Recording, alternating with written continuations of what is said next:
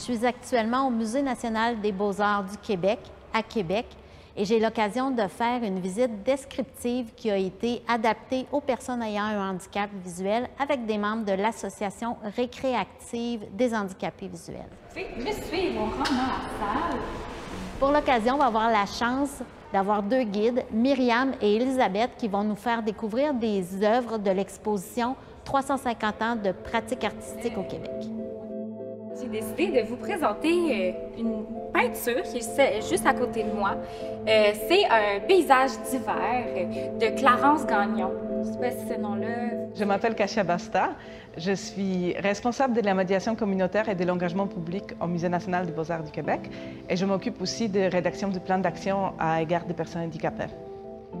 Quand on parle de visite descriptive, à quoi peut s'attendre le public quand il vient faire ces visites-là? Visites descriptives, ce sont visites qui durent à peu près 90 minutes. C'est une visite qui est donnée par nos guides animateurs qui prend le temps à expliquer en détail deux œuvres qui sont choisies pour cette visite-là.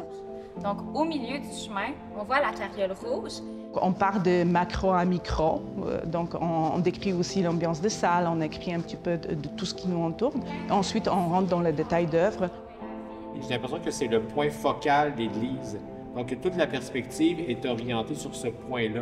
Donc, la maison, le chemin, les paysages, vraiment que le point focal... Évidemment, c'est un contenu qui est flexible et qui est adaptable parce que vous savez que l'imitation visuelle, c'est un spectre qui est assez large.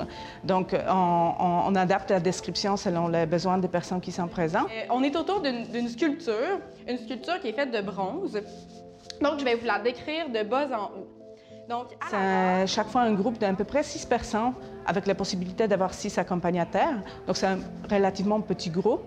Donc, on est ouvert aussi à des questions, à des interactions avec les guides pour justement pousser un petit peu plus loin la description. Ou des fois, peut-être certains détails ne sont pas clairs. Donc, les guides sont là pour répondre à la question ou pour préciser les choses. Donc, ça se veut une visite assez conviviale, sympathique. Jean-Michel, tu viens de terminer la visite descriptive de certaines œuvres au Musée national des beaux-arts du Québec. J'aimerais savoir tes premières impressions. Comment tu as trouvé l'expérience?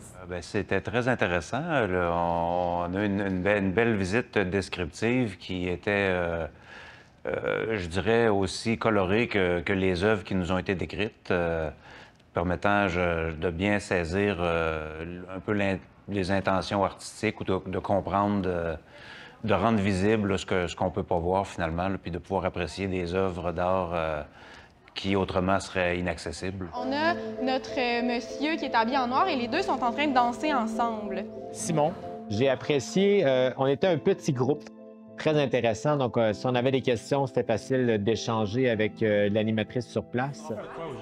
Là, vous êtes en train de toucher à une grande bouche ouverte. OK, c'est ce que je pensais. C'est un genre d'animal. Un requin? Un oiseau. OK, moi, je pensais que c'était un requin. Puis c'est vrai.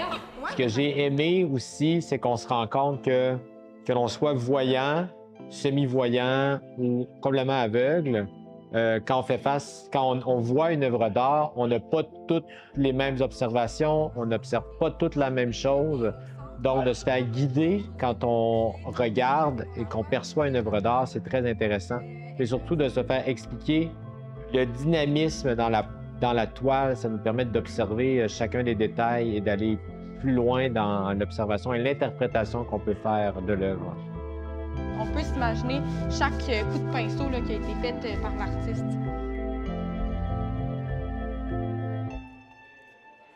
Ça a été une belle occasion pour nous de découvrir des œuvres du musée. Pour ceux et celles qui seraient intéressés, bien, on vous invite à aller sur le site Internet du Musée national des beaux-arts du Québec ou de les téléphoner pour avoir des informations sur les prochaines visites qui seront disponibles.